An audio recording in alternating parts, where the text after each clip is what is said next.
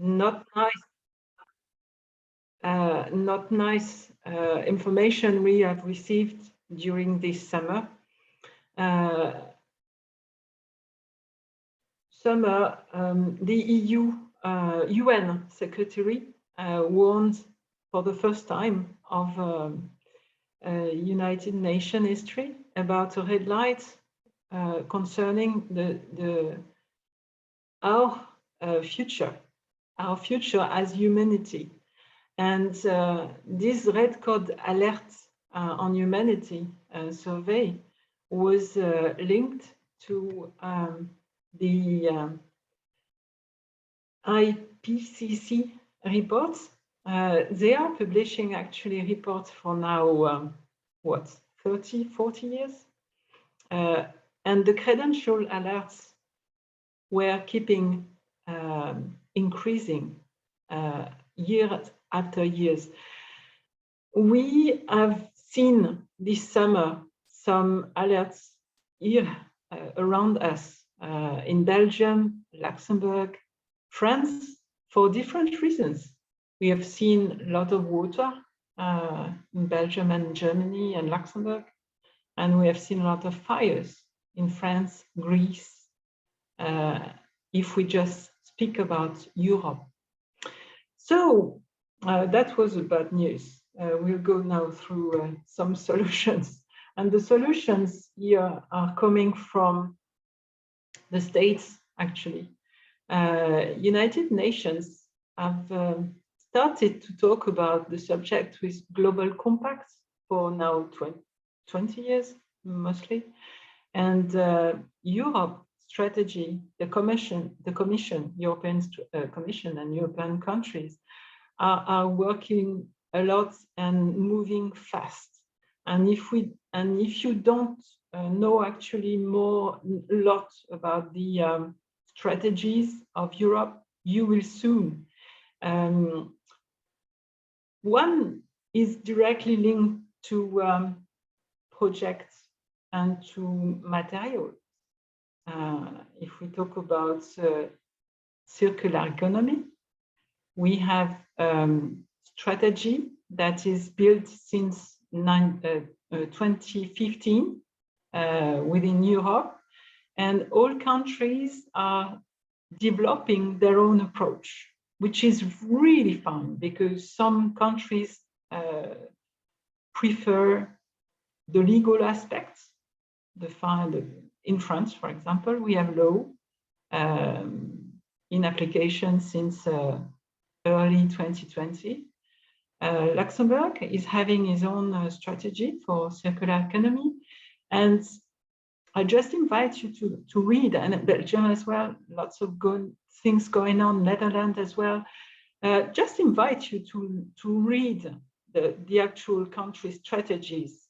They are full of information about what will be the future of companies. In May 21, we had a release of a very important directive, EU directive about non-financial reporting. Non-financial reporting was up to now an obligation for very large companies, and it will go down to SMEs in the years to come, and not in 10 years, it's really in 2 years, with auditing. So companies will have to say things about their own impacts, and their impacts on non-financial reporting are just based on ESG. I'll just explain you in 1 minute what is ESG.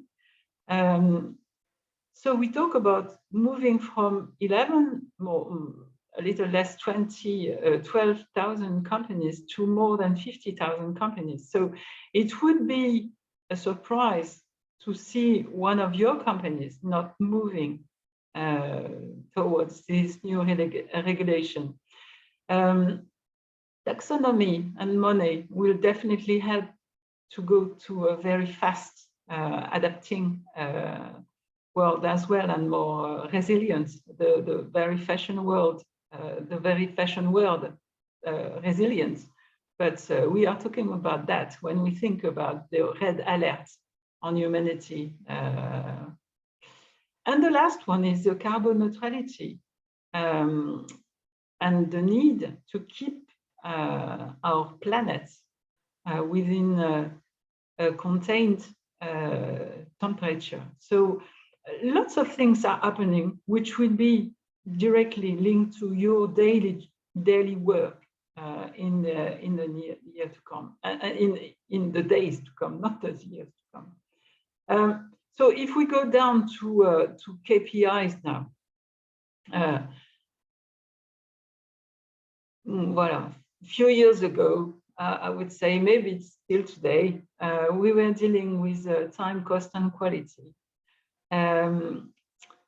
We are moving now to a larger scope on the KPIs because we are now talking about the CSR, corporate social responsibilities, and CSR is translated to people, profit, planet.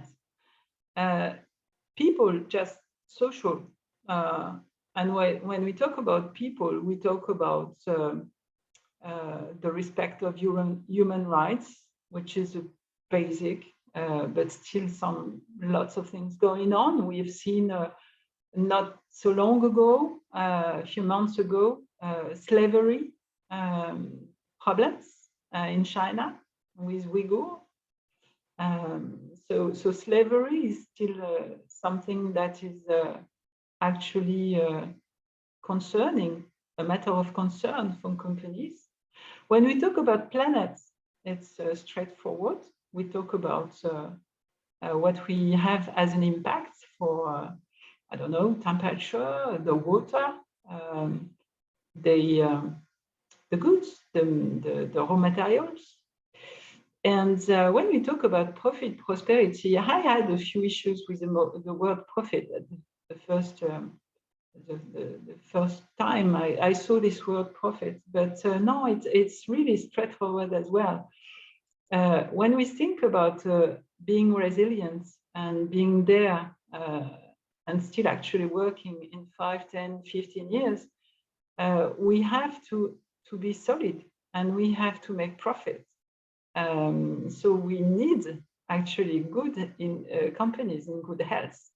So this triple bottom line, people, profit, planet, will soon be some daily focus as well in program management. You are probably more used to hear the ESG term, so social, environment, and governance. Governance is quite a new word as well. And it's directly linked to corporate social responsibility.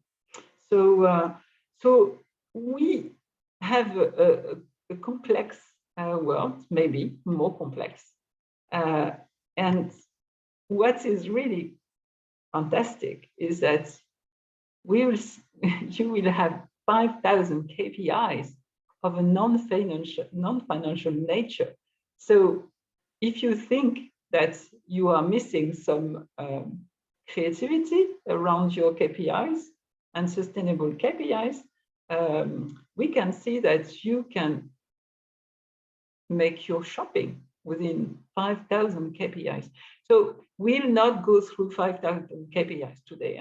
Just make sure that you're okay with our conference. But we have more than lots of ideas to cover. And we have a quick questions for you, actually. We'll ask you to complete a survey with 2 questions, actually, to see how you are embedding actually sustainable KPIs in your program, maybe already.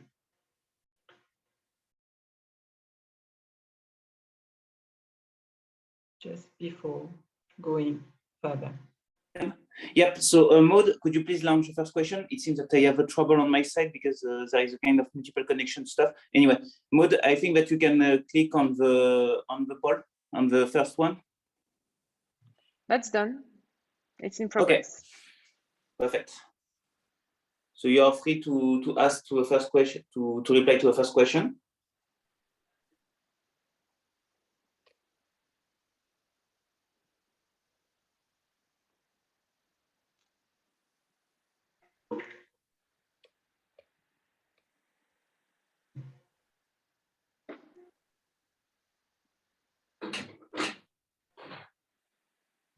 Okay, so if I may ask you, in the discussion, in the chat box, people who are using already some sustainable KPIs, if you want to share what kind of KPIs you are actually using, it would be really nice.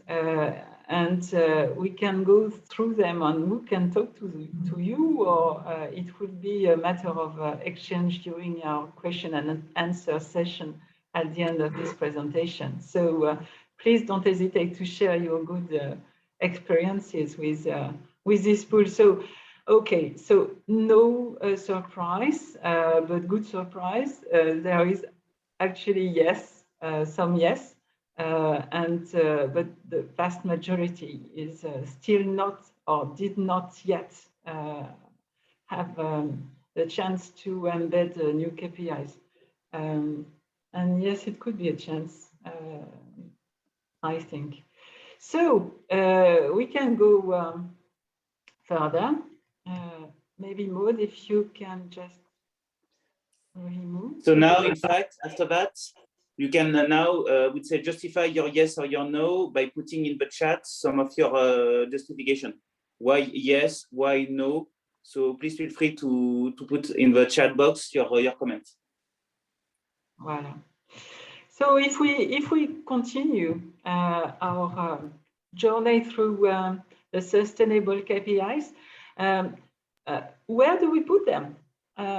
And it's actually a good question, since we have two areas where to put some sustainable KPIs, and I put especially a picture, a provocative picture. I guess it's in India, and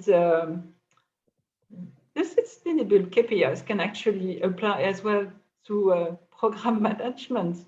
And if we look at this picture, women are clearly missing, and it's clear that gender equality or just man-woman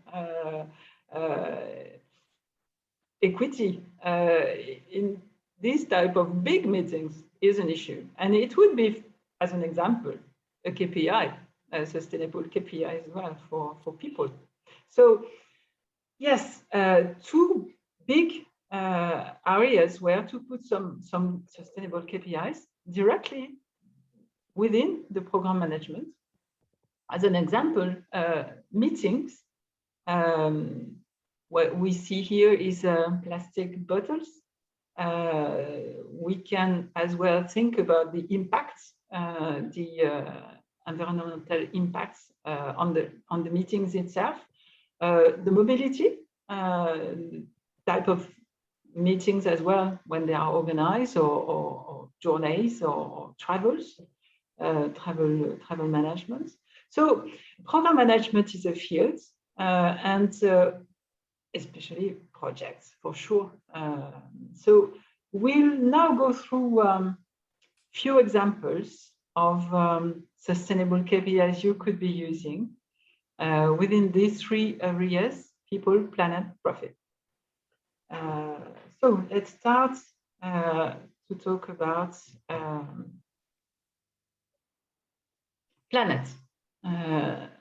You'll see here some examples of actual KPIs, sustainable KPIs. What we see here is carbon footprint. If your company or if you did some carbon footprint analysis, you know that there are three scopes within these carbon footprints. The scopes 1 and 2 are directly covering the companies themselves, their buildings, and more especially what is a matter of interest for you in program management is the scope 3. Scope 3 is the rest of the carbon emissions of a company. So that means supplier, supply chain, waste generated by the company, but waste generated by your suppliers and your customers. So in fact, what it means by that is the total life cycle of the product itself or the services, because you can apply that in services as well. So one of the first KPI is to have an idea of how to measure the carbon footprint of the product you are actually developing. Energy consumption, that's a good one. I think that we see this actually at that moment, discussions about energy, the cost of energy, not only in Europe, but in the world. Petrol has raised, gas, especially in Europe, is going up and up and up. So energy consumption at your own company, but as well embed in the costs of suppliers' proposals, but to see that more and more clearly, to see what can be developed to save energy. Product recycling rates is an example as well of KPI to be measured. Is the product that you are developing fully recyclable or not? If we think about some very sophisticated products that are, for example, glued, two parts very sticking together, how can we recycle them? The access to raw material will be definitely an issue in the years to come. So thinking upfront to recyclability is mandatory if we want to have available material in the future, or directly linked to the other KPI proposed here, waste reduction rates. Because if we think about what I told you upfront about the scope 3 of the carbon footprint, you can think about the future waste that is the product you are developing, which is not always nice to think about because you are just developing it, but thinking about upfront waste when you are developing a product. Okay, you know that it's eco-conception, so it's a way to think about everything upfront. Waste reduction rates, as I just mentioned, supply chain miles as well. I think that we have developed one conscious, something more and more conscious during the COVID, when we were all alone in our homes, and we have just seen that we were missing some key products here around us. At the beginning, we were not having any mask, so this was not so key, but curare in the hospitals were missing, and curare is needed for is actually needed for day-to-day surgeries. So we have just realized that we have probably forget about supply chain and supply chain localization when we just think about that. So supply chain miles will be interesting to consider as well in this new approach of sustainable KPIs. two last ones are reparability. So it's something to recycle and to be able to dismantle a product. It's something probably bigger and more interesting to be able to repair it and to be able to replace some parts and to repair directly the products. And it's actually a nice KPI to think about upfront as well, together with recycled material content in a part.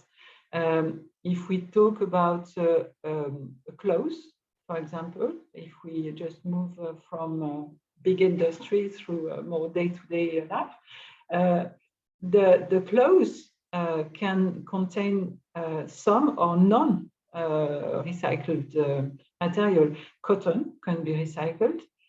We are more used to plastic with some textile parts made in based on plastic fibers. So the part of recycled material could be interesting as well to measure. And as mentioned, some of them, most of them, some of them are applicable to a project, but some of them can also apply to program management directly.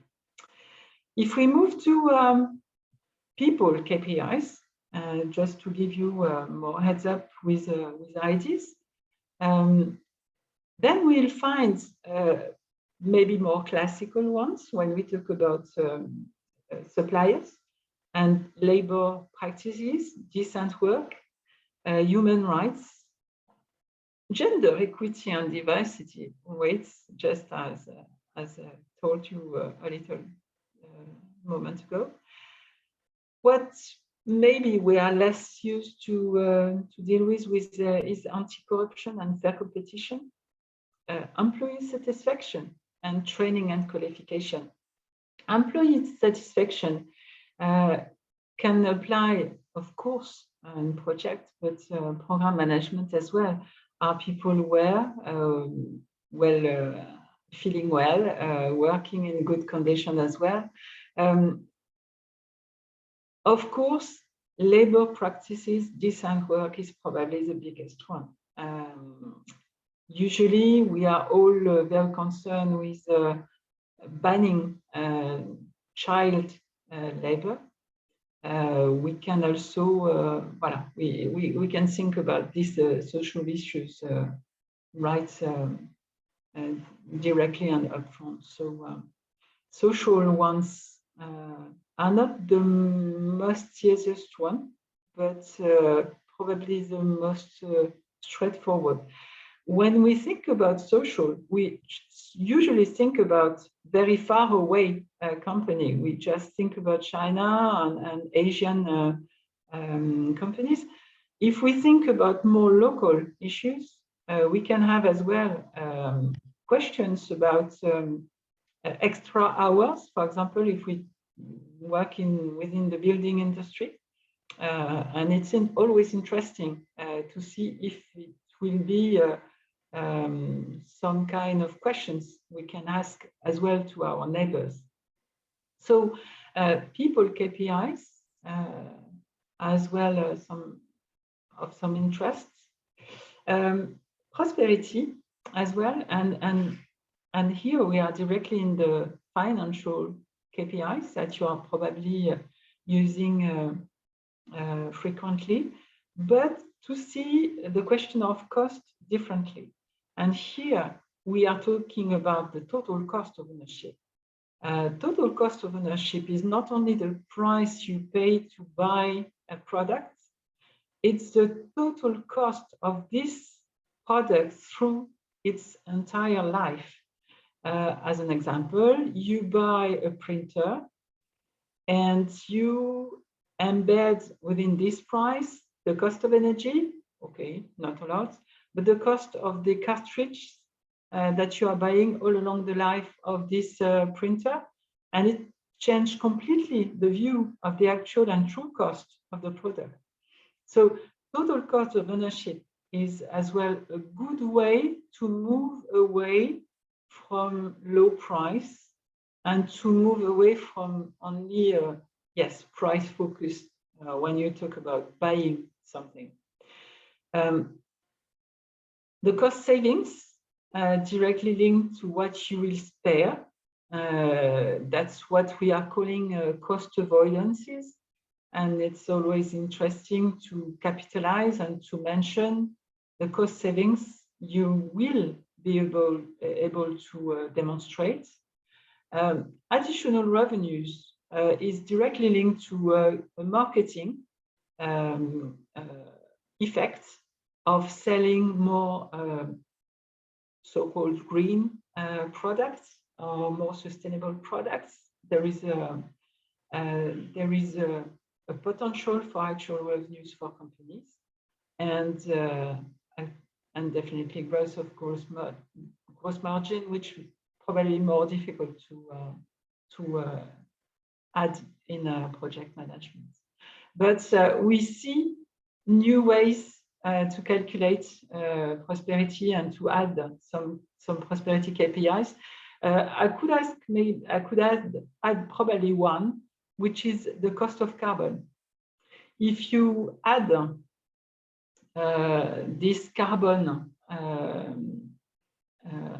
additions, if you make a accountability of your carbon emissions, you can link a value to this carbon, and then it gives you an actual spend on carbon, and you will add that to your environmental cost savings as well. So cost savings can be as well concerned and can be directly linked to the carbon as well. So this is a very quick journey through the sustainable KPIs with examples. We are remaining with KPIs, so we are remaining through the SMART, the definition of what must be a KPI, and we need to have a SMART KPI. The problem I have with the SMART approach is the T, because T is very often linked to the life of the project or the product. But definitely a product is not designed or not especially in building. So if we just put building in a way, a product will be designed for a certain life, which is not compatible with sustainability, which is long term. When we need to talk about, as an example, the forest protection. Forest protection is not will be not designed to be just through the lifetime of the product, but we need to protect for the 10, 15, 100 years to come. So it could be a problem for you as a program manager to deal with long-term and short-term. Long-term is really a long-term view on what will need to be. When we see carbon neutrality for 2050, okay, 2050 is only in 30 years, but to reach carbon neutrality in 2050, we need now to make big decisions and actions. So the T that you will have in your sustainable KPIs can be long-term and not short-term time of your sustainable KPIs.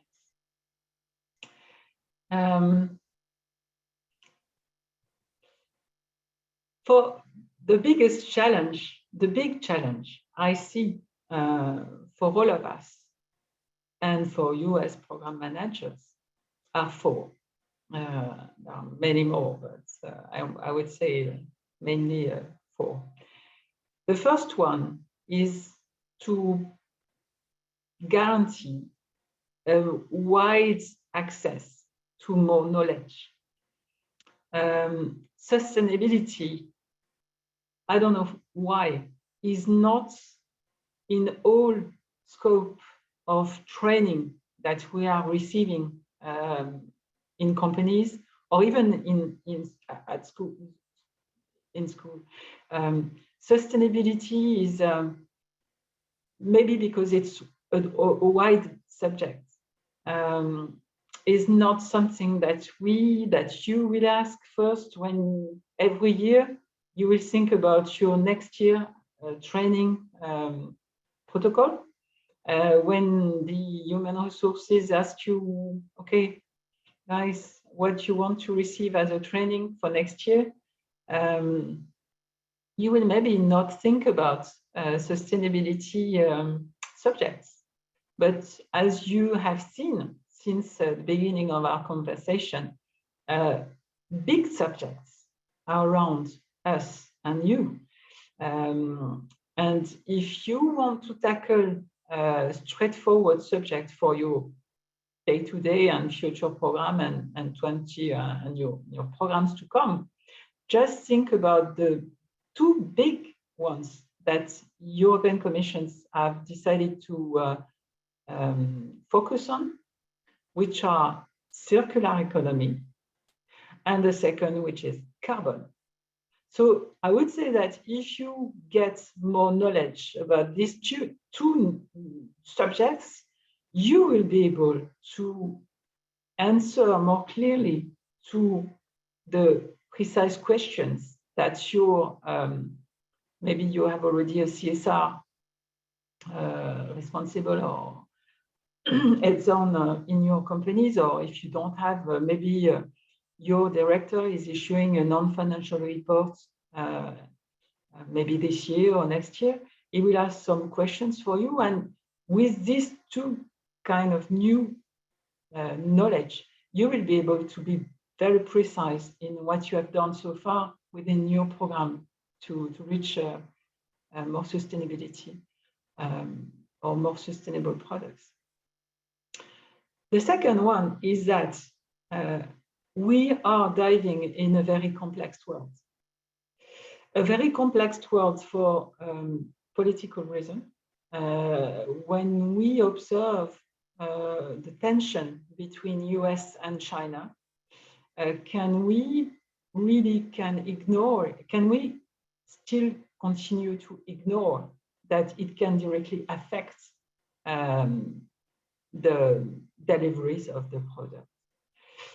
Diving in a complex world as well, because what we have experienced this summer, and for example, California has experienced within these mega fires, is something new, and we don't know at all the potential evolutions of these big events. Are we going to be experiences these big things every year? Now we don't know. And what kind of effects will there be having on our lives and the potential evolution? We don't know. So, and we are not comfortable with what we don't know, but we just need to think about that this way. What we know is that we need to make a different approaches. And what we know is that we can do things around us now, reducing waste, reducing energy consumption, supply chain. Reducing supply chain is very simple. It's trying to relocalize. We'll probably go from a very global world to a more relocalized world. And in sustainability, we are used to think to this concept of thinking globally and acting locally. And we can see that it's really completely fitting perfectly what we must do. We can think globally, and we can deal with local issues and today and now. The third point is your growing responsibility. And you will have more and more you have actually a key role to play today within companies, but you will receive more and more questions, and you will have to embed new concerns coming from your actual and current stakeholders, but maybe new ones coming with probably new questions, urgent questions to answer. And your own responsibility, which is more complex if your company is not acting at all.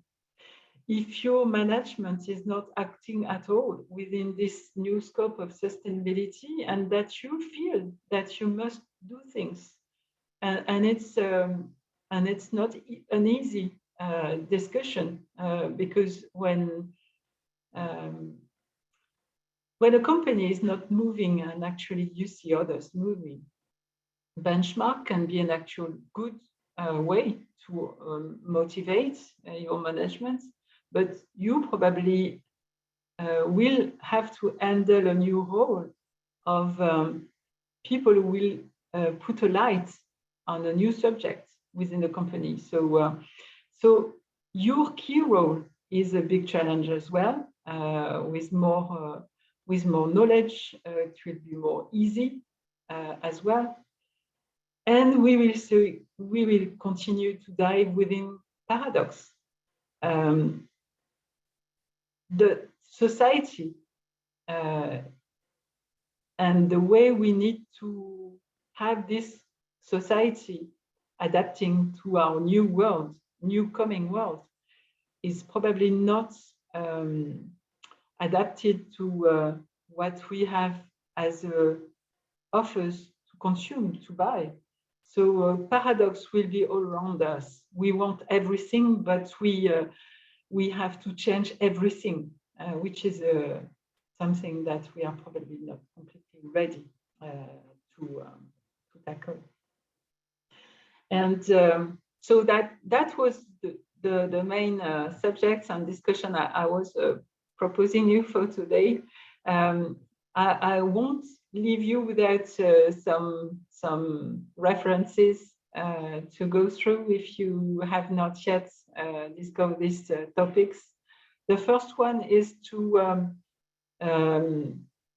learn more about corporate social responsibility through the ISO 26000. You have as well an ISO, an interesting ISO to read or discover, which is a 14030 and dedicated to sustainable KPIs, indicators, sorry, not KPIs, indicators. A growing role of GRI standards. GRI standards are a very old standard. Very old, meaning less than 30 years. It's not actually 100 years ago, but GRIs have been built within the 90s, and they have been put on the side for a few years, and they are now coming back very, very heavily, and especially within the ESG and the green finance auditing. So GRI standards are moving very fast. When you have probably heard about EcoVadis notation for the suppliers, and EcoVadis notation is based on GRI standards. So you can discover them. It will grow your knowledge. And if you are more scientific, scientists, you can as well discover the Science-Based Targets initiatives. They are a complete way of approaching how to tackle this climate change the climate evolution of temperature within 1.5 degrees, just like the Paris agreements. And the companies, more and more companies are actually using science-based targets to keep their own impacts in the scope of Paris agreements, and you will have that to science-based targets. Many more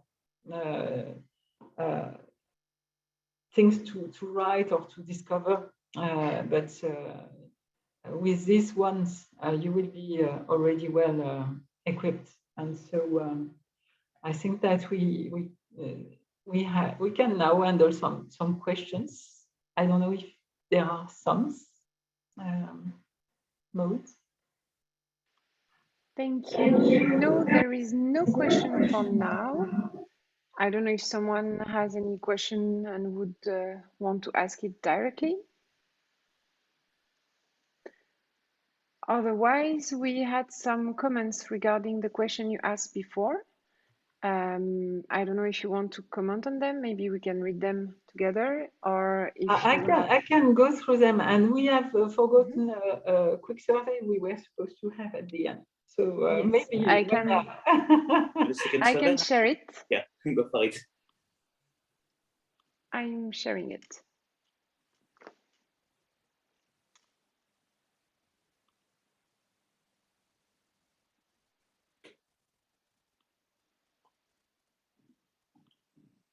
And of course, if you have any comments related to the survey, please feel free to add it in the chat.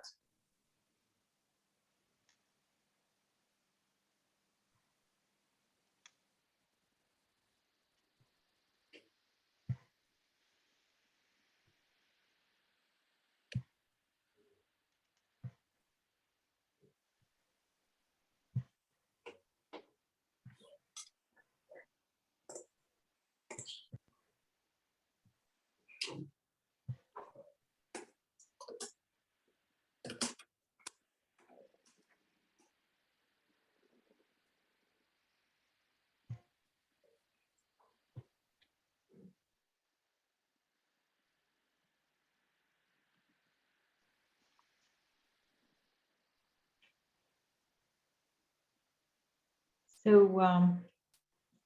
yeah, we have not finished yet, but we see knowledge is a key to move forward. I'm always saying something. We cannot change everything without knowing. We cannot change anything doing nothing. So at one time, embedding sustainable KPIs, maybe you are doing without knowing it, maybe, because energy, usually energy is key, so you are probably embedding energy already in your KPIs. But what we see is that only a few of us have actually been trained on sustainability, so never hesitate. You will never lose time investing in sustainability questions. So one of you have been trained in circular economy, and 4 of you on carbon.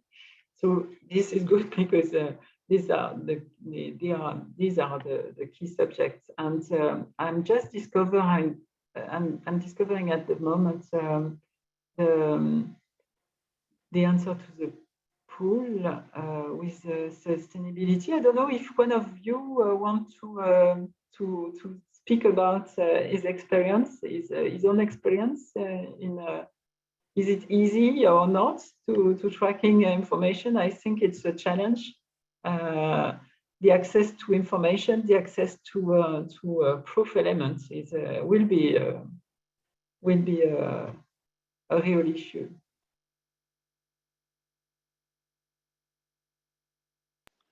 Sorry, there is one question from Saskia.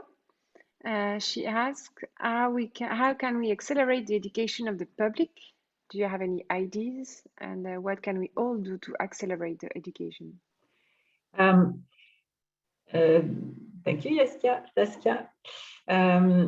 Education of the public, we have already some big keys, which are the training programs produced every year by companies.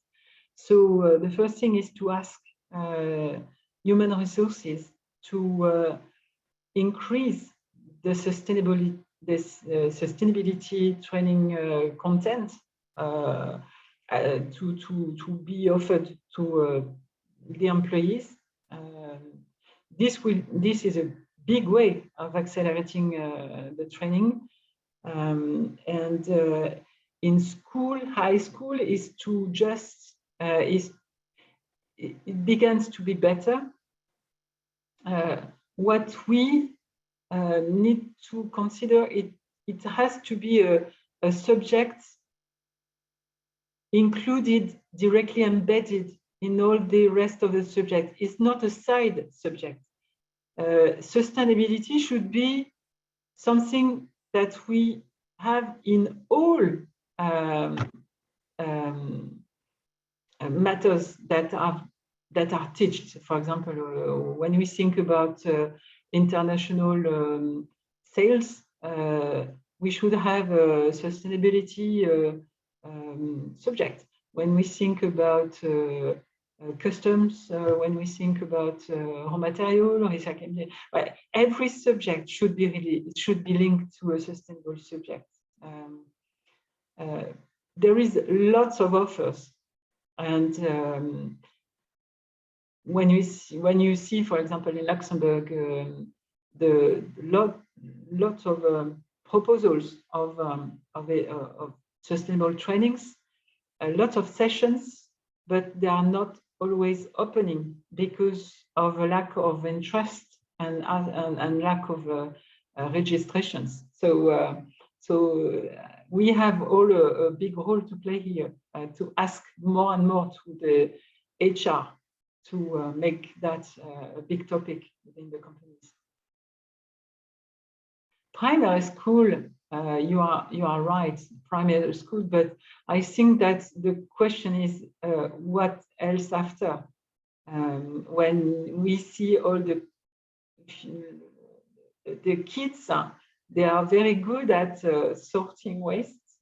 I'm not sure that after, when they are growing up, it's still something that they are having in their educational programs, for example. So primary school is already doing lots of things on that. After, I'm not sure that the subject is still that important.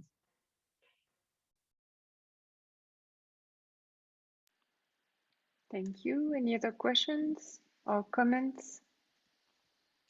Well, I would, this is Eddie speaking. I would find more interesting, how can we influence the people who have the power to make big scale changes? We as a family, we try to do things like switching the heating off or putting it a bit lower, trying to switch off the lights every time we leave a room, etc.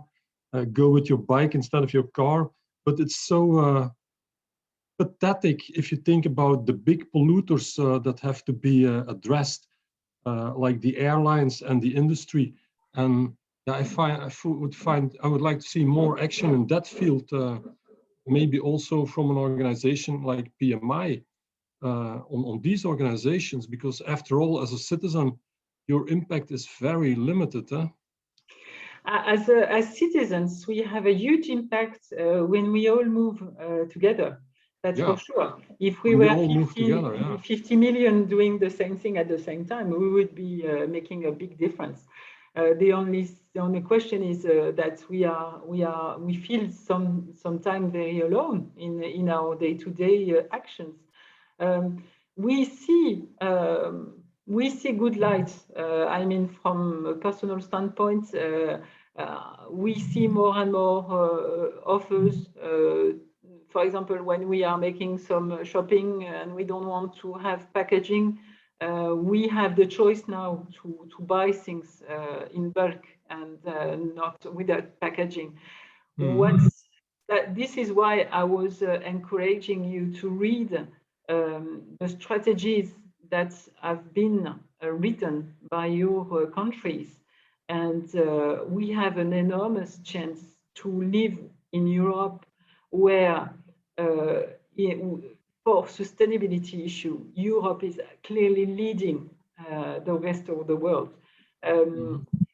In 2015, when the European Commission started to work on circular economy, we feel now the impact on this strategy, and we are in the right places to see the changes. And how to encourage people when you see that, for example, your management is not moving fast enough, or is only managed by the classical financial indicators. You can probably encourage them to think about the 5 years to come, and clearly we can see this word, resilience will be demonstrated.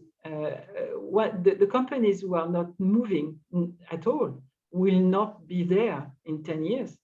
They will be disappearing because the big finance is moving very fast to ESG. So maybe money can be a big accelerator to change. If your company is driven by a financial indicator, they will soon discover the power of the ESG finance, green finance, more and more. When they will ask for money for investing, the bank will ask, yes, okay, but what are you doing for sustainability? And it will be a surprise, and so it will be. I'm more and more confident when I see that money is moving. Usually, the rest is moving fast. That's a good point. Maybe one last comment, and prior Maud will conclude. We see a lot of comment on the chat related to home working and how home working is able to make some savings for our planet in terms of travels, in terms of traffic reduction and those kind of things. Home office is having a big influence on buildings as well, because lots of companies are thinking actually different about. To reduce buildings. Should we keep offices? So it has impact. It has a positive impact for transport, for the travels, of course. It can have a big negative impact on social. Because working on home office means that we are working alone. The day-to-day relationships we have together, even having a coffee, 5 minutes, having a coffee, talking together as program manager, doing program management in a remote can be a real challenge, because you can work very fast with 10 people around the table. It could be a challenge when they are far from you, but we have seen now that everything is possible in remote or in distance. The effect is negative on the consumption of data, because when we are working far, usually we are using more the internet, so we are downloading a lot of data. It's not because we are not printing that we are not consuming energy or material. Digitalization is not without any effect. Yes, there are interesting impacts with home office. Maybe clothes as well, because we don't buy as many clothes that we were used to. Maybe we are saving the planet with spends in clothes. That would be a nice one as well. Thank you, Sandrine. I just shared the PDU event. Xavier shared it as well in the chat, and I would like to invite you to join the call on Thursday afternoon with Stuart Thorpe, who wants to leverage you as a PM manager and also PMI to make the movement go faster together and push the UN into this direction. So it's related to your presentation. So if you want to go a bit further, thank you very much, Sandrine, for your presentation. I learned a lot of things, to be honest, and it was very interesting. So thank you all for your participation. If you have any comment, any questions, or if you want more information, do not hesitate to contact Sandrine or myself, and I will put you in contact. Thank you very much. Thank you all. Bye-bye. Bye-bye.